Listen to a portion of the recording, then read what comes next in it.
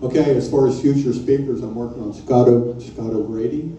Got shot down June 2nd, 1995, 6 days evading Bosnian Serbs, rescued by the Marines. And he lives in Dallas, so I'm looking at getting him.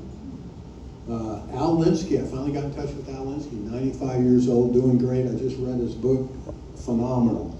If anybody wants to read it, because he's going to come speak. He had an eye doctor appointment today, so he wasn't able to come. But he's going to come. So how the heck did I come up with the idea to do this? Well, first of all, who was hired before 1964? Okay, I think Roger is the senior guy. Joe Lanza, I went over to his house the other day.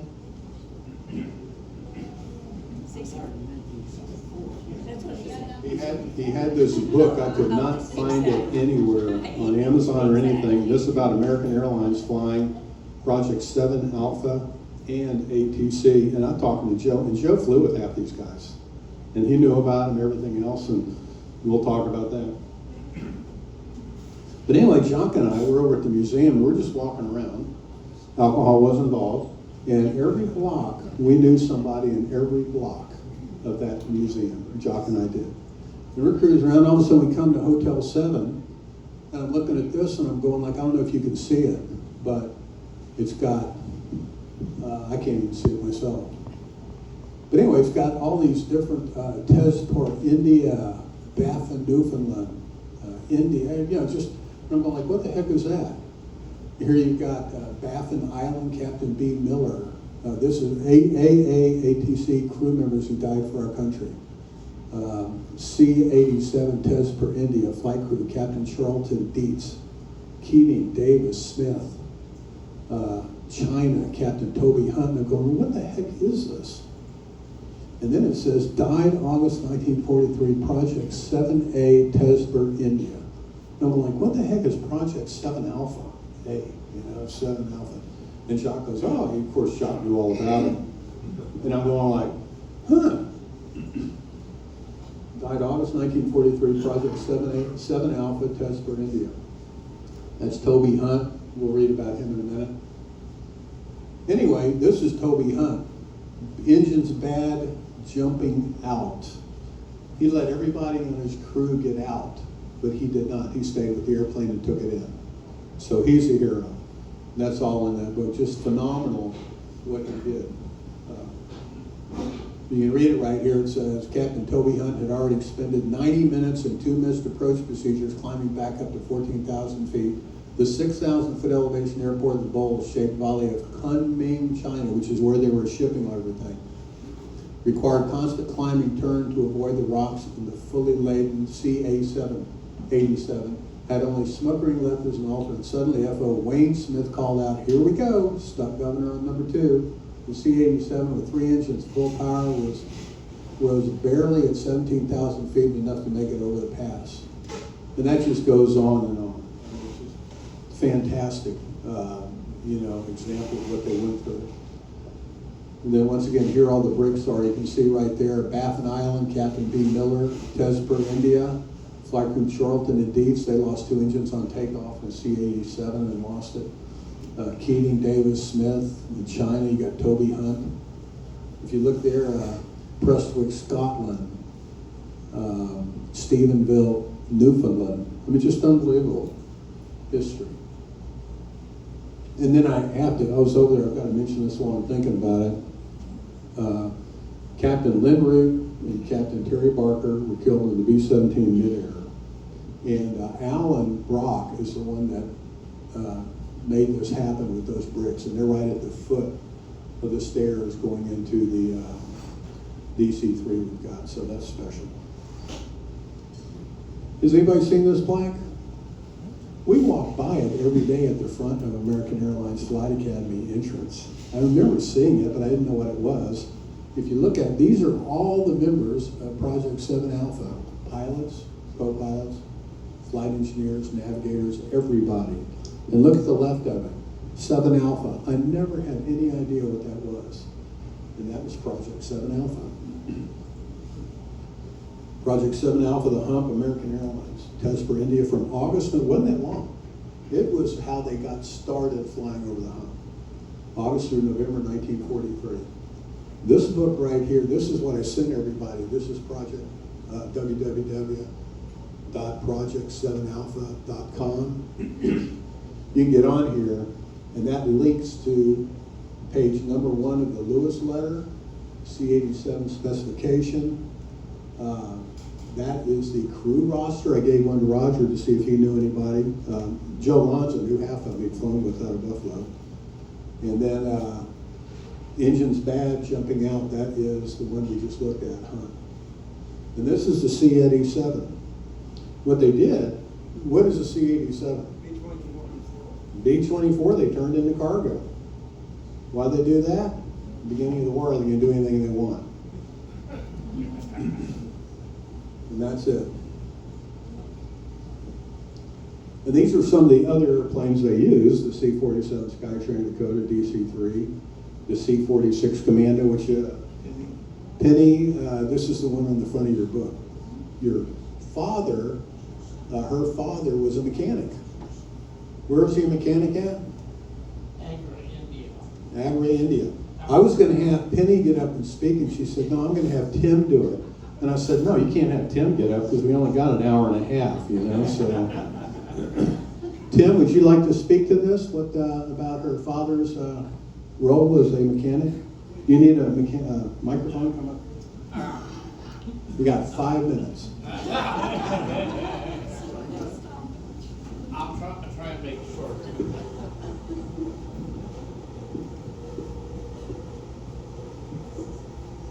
Her father, DJ, was a mechanic and went over to India in, I believe it was May of 43, and came home in October of 45. But he, Agra was the top maintenance or maintenance base. They could do maintenance at some of the outlying fields, but when they had a major problem, they would go to Agra, and that's they'd rebuild the airplanes from there. He talked about putting a wing underneath the C-47 and flying it out to have it attached to a airplane that had lost a wing. And he made a few trips over the hump. One of his last trips over the hump, his major, who was from Dallas, Major McNeese, said, don't you ever do that again. That's much too dangerous. You're too valuable as a section chief for my engines. You get your flight time with me test flying airplanes right here at Agra. But don't do the hump again. But he had some very good stories about the hump, and that when they would take gasoline over to the hump to feed the Flying Tigers and the later airplanes over there that were going against the Japanese, he said that it cost $5,000 a gallon to deliver gasoline over there, because they had to take enough gasoline to fly to China and then fly back, and they could leave some gasoline there, but most of it was going to be used going to and from. But it was he had some very interesting stories.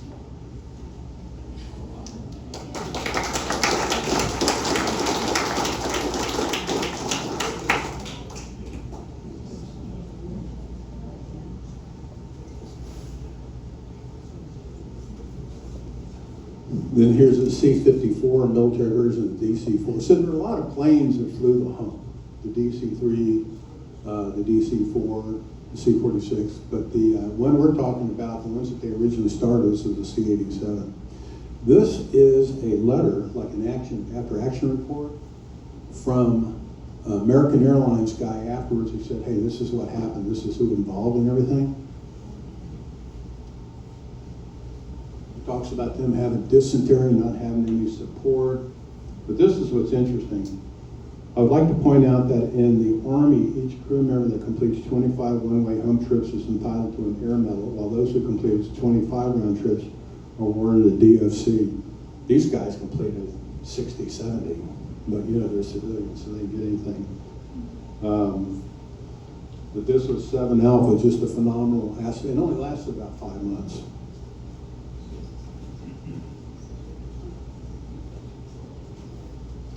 And here's a list, a roster of everybody involved in 7 Alpha. You notice captains, first officers, flight, radio officers, navigators, ground mechanics, everybody.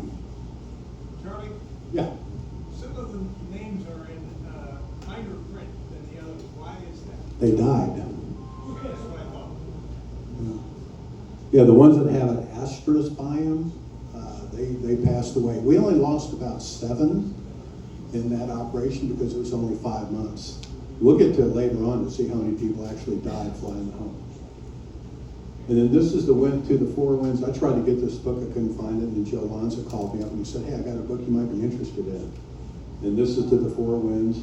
It's a history of flight operations of American Airlines personnel for the Air Transport Command, 1942-45, including Project Alpha. Project Alpha ended in 1943, but then they went to flying the ATC. This is how it came about. After passage of the Lend-Lease Act in 1941, in June 1941, Colonel Robert Olds, Robin Olds' father, who's a colonel, was assigned to organize the United States Army Air Force Ferrying Command. Colonel Olds became ill and Colonel Harold George was given the assignment. And being the professional that he was, he informed General Hap Arnold, Chief of the Air Corps, that he didn't know what the hell he was doing. There was lack of suitability for this assignment, and added that in his opinion, nobody in the command possessed the experience necessary for forming a worldwide system of air transport. Hap Arnold knew C.R. Smith. And he said, you know C.R. Smith? The next day, Colonel George met with the airline man, and C.R. left the meeting as Colonel C.R. Smith. And there he is right there. C.R. Smith was phenomenal. He knew what he was doing. In the fall of 1942, the first AA crews went to Smyrna Army Airfield, Tennessee, to acquire the art of flying the large aircraft, since 4-engine range was clearly the need for westbound oceanic crossing. So they started off the B-24, the C-87, because they felt like they needed 4 engines, which I think is funny. Now we're flying oceanic with 2 engines, 787, 777. Things go around and go around, you know? The transformation for bomber to transport carried inherent penalties, some of which were serious. Superchargers, standard in the B-24, added 1,500 pounds. Self-sealing tanks added another 2,000 pounds. The bomber was intended to return empty, having dropped all its bombs. Okay, the cargo version was intended to land fully loaded with all of its cargo. In absorbing such stresses, the nose gears collapsed with depressing regularity. They had problems with the C-87. They had complementary names for it: Big Ass Bird, the Thunderbug, Consolidated Mess, and Flying Boxcar. And this is the National Museum of the Air Force talking about the trip to China. Burma was like a giant wedge between India and China, and after its occupation by the Japanese, the only link between these two countries was a hazardous air route across the rugged Himalayan mountains, the famed hump. The obstacles posed by terrain and the extremes in climate were difficulties never before experienced in mass operation of aircraft. Across the treacherous route, the Army Air Force undertook and maintained the aerial resupply of China at the greatest sustained aerial transport achievement of the war, carrying cargoes ranging from bombs, gasoline, medicine, to spare parts, trucks, and etc. Flights over the hump began in April 1942 when the Army flew gasoline and oil to China for planned use by Doolittle's raiders following the attack on Tokyo under the control of Army Air Force Air Transport Command. After December 1st, 1942, the India-China wing of the ATC slowly increased its lift of the hump over 2,800 tons in February to more than 12,000 tons a month later. So this is the Army's and the Air Force's version. American Airlines is what started that. American Airlines were the first ones to fly it. American Airlines trained the Army Air Force pilots to do all this. That's what Project 7 Alpha was. The Army said, we don't know how to do this. And they said, get CR to do it. And CR got a bunch of American Airlines pilots, and that is what Project 7 Alpha was. And this is the route right here. They were out of Tezpur, India, but they had to fly across the Himalayas into a city called Kunming, right here, China. That's where they were going. The problem was the Japanese controlled all of this territory, all the coastal, they blocked the coast. So the only way to get supplies in was to bring them into Calcutta, train them up here via train, transport them up here, and then fly them across the Himalayas. They had a road, and CBI, you'll see that a lot. That's China, Burma, India. The Burma Road was 712 miles long. It was overrun by the Japanese in April 1942. That was the end of the road. You had to go by air. The air route from India, Assam province to Kunming, China was 500 miles. Round trip was 6 to 10 hours. Sometimes crews made 2 trips a day. The Union wasn't that powerful back then. Flights were flown at 16 to 24,000 feet. Thunderstorms 30 to 4,000 feet, severe icing and monsoon rains. They delivered 1.8 million tons in 42 months. And the whole thing, what was the most valuable thing they delivered? Gasoline. 680,000 gallons of gasoline, 55-gallon drums. Every 4 tons of gasoline required 3.5 tons to deliver. July 1945 was peak airlift. 1 flight left every 90 seconds. Carried 71,000 tons. Casualties, 594 aircraft were lost in the hump. 1,659 airmen lost. Pilots call it the aluminum trail of all the crashed airplanes. Since the war, 20 aircraft have been located by POW-MIA search teams. This is the AA pilots system seniority list. How many pilots do you think?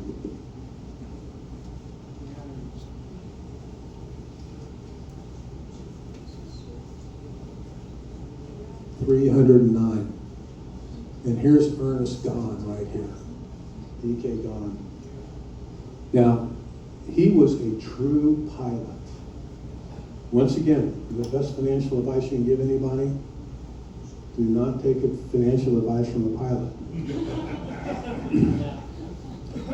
Ernest K. Gahn, 1910 to 1991, lived to be 81 years old, flying the hump at 16,000 feet through Himalaya valleys. Gahn found the conditions to be simply and truthfully the worst weather in the world. Now, he never was part of Project 7 Alpha, but he did fly ATC and did fly the hump. After World War II, the #1 senior pilot in American Airlines, E.L. Slollinger, obviously he knows what he's doing, he's #1 pilot, quit AA and became the chief pilot of Matson Airlines, a new venture of Matson Steamship Line. Well, the steamship line definitely knows how to run an airline. Gann resigned AA and followed Slollinger to Matson Airlines, where he flew triangle route across the Western Pacific between Honolulu, San Francisco, and Los Angeles in a DC-4 aircraft. This is where he developed the idea for his book, The High and the Mighty, about a DC-4 flight from Honolulu to San Francisco. Matson ultimately ceased operations in his failed bid to break Pan Am's monopoly on international flights. Gann spent time collecting unemployment, gotta love it, before landing a job at Transocean Airlines. That sounds like another great airline, which flew unscheduled charter flights through the Pacific. Transocean used the same hangars as the Oakland airport that Matson used, and like Matson Airlines, soon ceased operation and left Gann unemployed again. So Ernest Gann was a true pilot. Islands in the Sky, has anybody seen that movie? Yeah. Okay. He wrote that, and what that was based on was, once again, an airlines captain called O'Connor took off to deliver aid to a B-17 that was stranded on the ice cap, and they ran out of fuel, ended up in minus 70-degree temperature weather. And Don's flight was the one that finally found them. They had to stay there for 4 days till they could get in and get them out. But that's Island in the Sky, that's based on a true event. This is our seniority list. That's C.D. Savage. In 1985, when I got hired, my seniority was 4778. Roger, what was yours? 1721. So how many pilots do we have at American Airlines now? Huh? 17,163.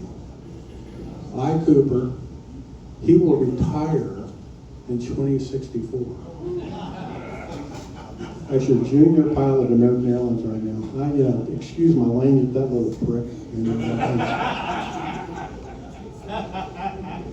So there are 338 pages on our seniority list. Uh-oh.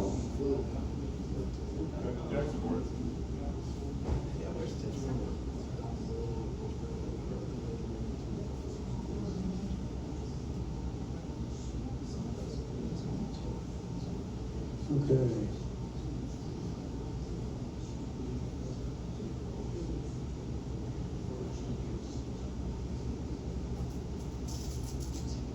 Yeah, so that's the end of my talk.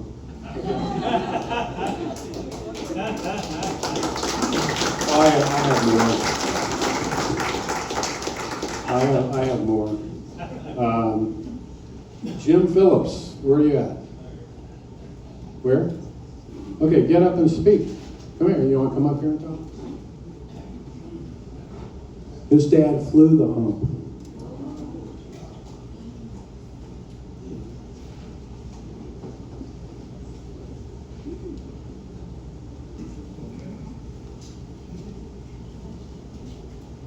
He flew it in 1944, 1945, flew the C-54 and the C-109, which was a B-24. That when he came down the assembly line, they took everything out of it except bare airplane, and they loaded it with fuel tanks in the airplane. So they would carry they called that airplane the C-109, or as he said, the C-10 boom. Because they had a little over 2,000 gallons of gasoline that they would ferry over the hump in this airplane. And then C-54, they were carrying 55-gallon drums of gasoline. I looked at his logbook the other day, and his time over there, he was over about a year, and he flew 808 hours flying the hump. And he had up there talking about the weather and stuff. I asked him one time, he said, well, multiple engine failures, runaway propellers, St. Elmo's fire, severe icing, thunderstorms, pretty much the stuff we don't want we didn't do quite that badly or deal with. And then he did get to bring an airplane home at the end of the war. And, we hop over to Europe in 9-10 hours. He went from Tesgian to Calcutta, to Karachi, to Cairo, to Tripoli, to Casablanca, to the Azores, to Bermuda, to West Palm Beach, and that took 60 hours and 30 minutes. So, but he didn't have a lot to say during, talking about it, but I think it was a mention they lost a lot of airplanes and a lot of people, and so anyway, just a little more information on the hump. So.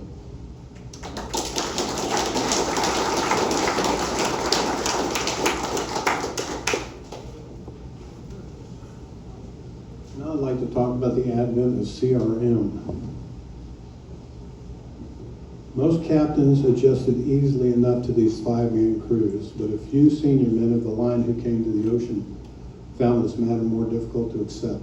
Long accustomed to flying a Ford Tri-Motor, a DC-2 or DC-3 into Syracuse or Cleveland, these few curmudgeons did not take kindly to being accompanied aloft by what they considered a small crowd. Navigator, what the hell for? I've been finding my way around for years. Radio, never did trust the damn thing anyway. There was reluctance on the part of some to accept the fact that the flight engineer would handle the throttles in order to make required changes in power settings during long-range cruise. And if for any reason the engineer was not sitting in a removable jump seat, It must have seemed totally appropriate to the baby captain that some of the men chose to perform this duty whilst assuming a kneeling position on the bottom step of the flight deck. I mean, it's just crazy, what we've gone through.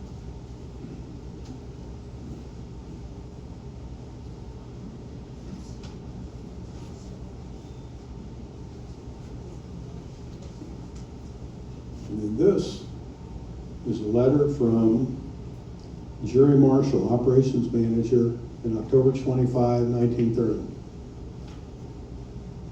To all co-pilots, every man in an organization has a certain part to play and duty to perform. The first pilot is delegated the responsibility of flying the ship.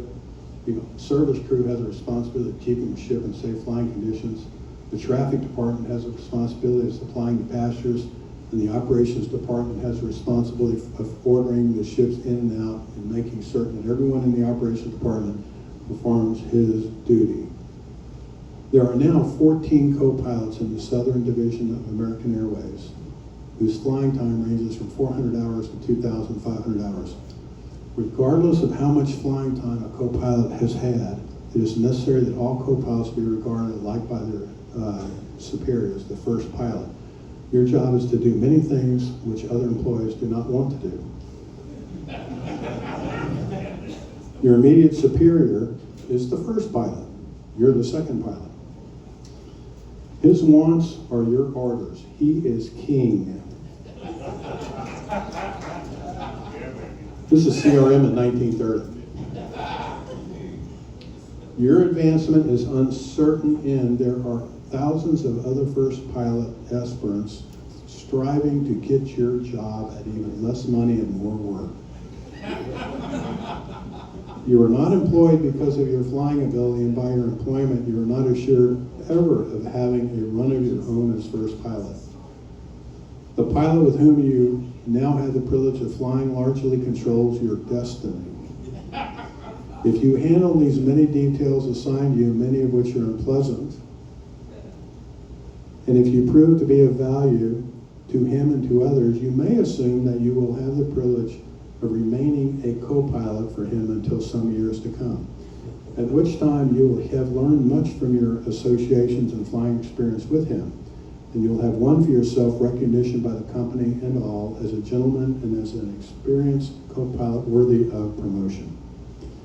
You are not employed to do the flying, not only because you are not considered capable, because for better pilots, the finest is the world have been employed for that work, and you are permitted to take the controls at any time. You may consider this a special favor as the part of the first pilot.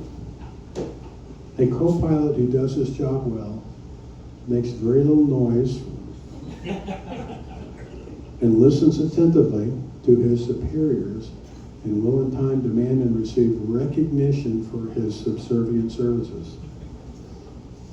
As co-pilot, there is something which really is worth working for and which can be attained, but first it must be earned. As long as you work well and conduct yourself strictly as a co-pilot, this company will regard you really as an important department of the organization, and you will find many very good friends among those with whom you are working. You are going to be asked to do many personal favors for the older pilots, but always keep in mind the same older pilots at the same time later are going to be in a position to do many and greater favors for you. If you know yourself to have an essence of pride, swallow it.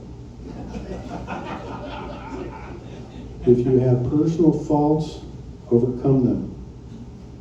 Always make a nest and pleasant impression on your passengers and upon those with whom you work and live, trusting that you're successful in your enterprise of becoming a good co-pilot. Sincerely yours, Jerry Marshall, Operations Manager. That was CRM. Shut up and do what you're told. This happens my time, but I'll tell you can test something. We've come a little bit of distance on that. And that pretty much has it as far as that. To me, the Project 7A, I had no idea of the history of American Airlines. And to that just be totally disappears amazing. I've been talking to Tim Rayner, who's in charge of training right now, and he said he didn't know. And so, anyway, does anybody have anything to add? Roger, have you flown with Roger Bro? Have you flown with any of these guys, older guys? No, I'm sorry. What was it like when you started as a co-pilot? I was flying in DC-6 and DC-7. Okay. It was a lot of fun. We were told at American Airlines we got hired and finished training. Well, here you go. And they said that you're hired for life. If you don't make one mistake, and the one mistake is, and the one mistake that you could possibly make to lose your job right away is we catch you lying. Lying is forbidden. Other than that, you're hired for life. But with the captain's good? That was the co-pilot. It was a speech from the chief pilot when we completed training. And it's been a wonderful experience. And nobody flunks out. If you have a good attitude, nobody flunks out.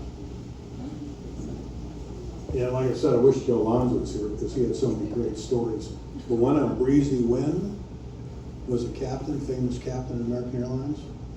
And back then, I guess the station manager would fuel the airplane and get the flight planes there. Anyway, he put a full load of fuel on and Breezy came out and he said, take it off. The station manager went by, just put it on. He said, we'll take it off. And the co-pilot said, Breezy, what are you doing? We can still make it with that fuel. He says, yeah, but I'm the captain. I didn't tell him to put it on. He's taking it off. And Breezy Wynn is all over this book. He was big in Project 7 Alpha. So, has anybody got anything? Okay. Dave? The pilots in Project 7 Alpha, they came from LaGuardia, right? Yeah, they're all aboard here. And were they drafted? Were they quote volunteers?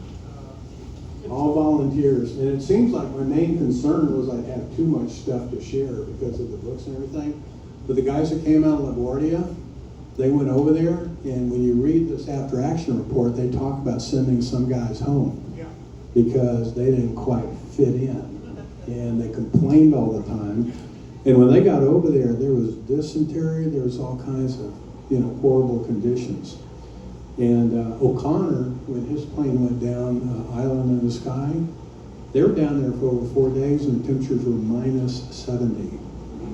And they were just trying to keep alive, from freezing to death. And they, Gon and his group, and Wynn was part of that group, trying to get in and get them. They couldn't figure out how to get them out. They knew where they were. They finally found them. And the way they found them was Gann's plane was making a turn, and the flight engineer went back to transfer fuel, and he saw the plane, the C-54, out the window. And he told him, he said, I found them. Then they flew around. Another thing, the HF frequencies were inoperable due to the snow. It was blocking out the HF frequencies, so they couldn't use that to communicate. I mean, we have no idea. We have no clue how good we have it, And what those guys went through, the true pioneers. But anything else? Well, let's got the luncheon. Everybody enjoy everybody's company, and like I said, we're either going to have, Al Linsky or Scott O'Grady, or there's somebody else I'm working on too for the next luncheon. And glad to see her, and glad for the people that came in from San Diego. Good to see you guys. That's it. See you next month.